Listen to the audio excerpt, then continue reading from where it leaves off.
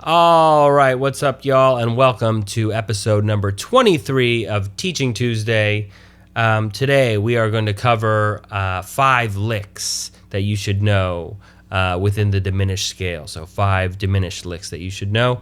As I went over in the video last week, diminished was not one of my 3 essential scales. So this is a little bit more advanced for the jazz aficionados out there. But yeah, it's definitely going to be one of the scales you're going to need to, you're going to come in contact with at some point. So it's good to develop some vocabulary and language over diminished chords and within the diminished scale, which leads me to my next point, which is that you're going to be using the diminished scale over 2 different types of chords, basically, which is diminished chords, obviously, and then dominant chords. But it's not just any regular dominant chords. It's kind of you're gonna want to use it over the 13 flat 9 sound. You can basically use it over an altered dominant, but within the alteration cannot be a flat 13 because that's gonna make it clash with the scale. So it's gonna be, you can have almost any alteration in the chord for it to correspond with the diminished scale except for a flat 13. So you either has to have a natural 13 or no 13 at all. So we're gonna be doing it right in the middle of the neck here, just in the place where I like to show you guys all my material, and we're gonna be doing it over either B diminished or B flat 13 flat 9, however you want to think of it. The scale sounds like this, and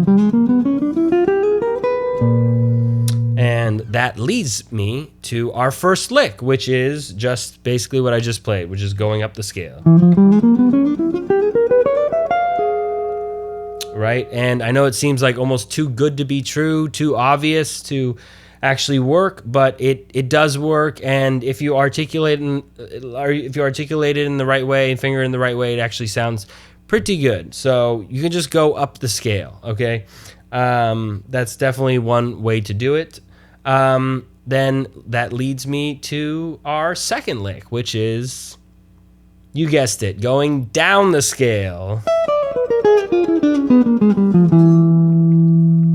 All right, I know it kind of sounds like it's too good to be true, but if the articulation matters, so pay attention. If you play it like,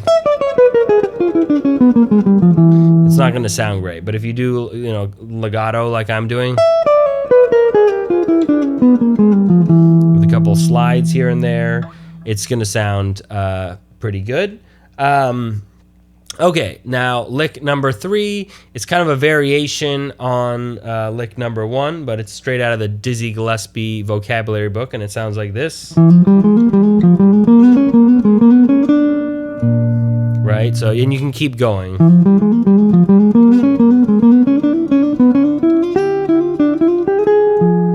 Right, so, yeah, that's a Dizzy Gillespie lick, but it's kind of a pattern within the diminished scale. You're going up, and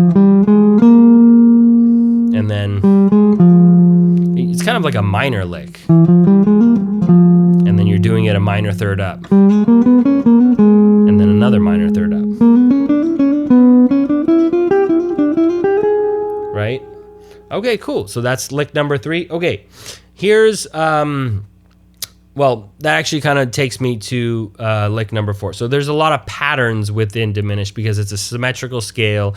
It repeats every 3 notes. So there's just millions of patterns and very cool theoretical nuggets in there. So so this is another one, and that is that there's 4 major triads in there. So in the key that we're in, we're gonna have basically B flat, G, E, and D flat. So if we play that in a linear format, it's going to sound really cool.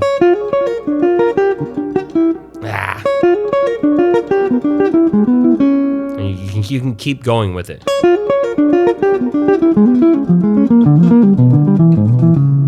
Right?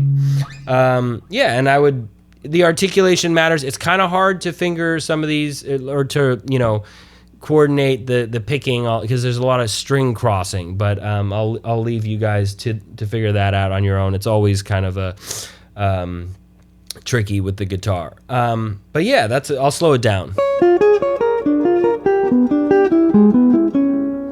Right, so I'm just playing, the root of the triad, and then I go down to the third, and then fifth root, and then I do the same thing, down a minor third.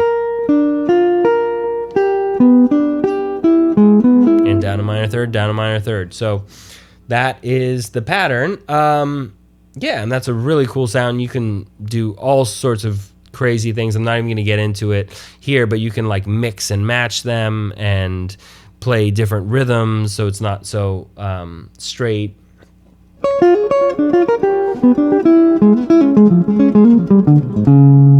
You can do all kinds of cool things with them.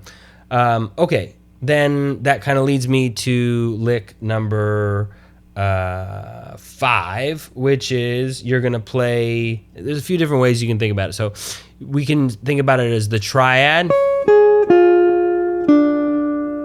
with instead of the root at the bottom, we're doing a flat 9 at the bottom.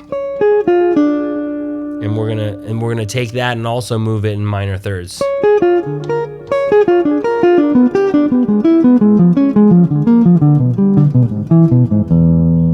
Yeah, sorry. Yeah, so.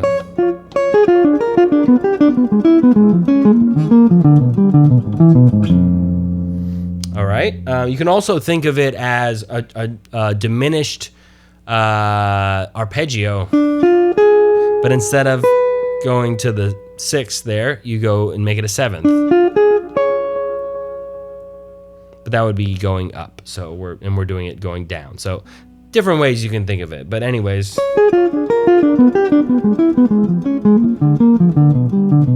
one time slower.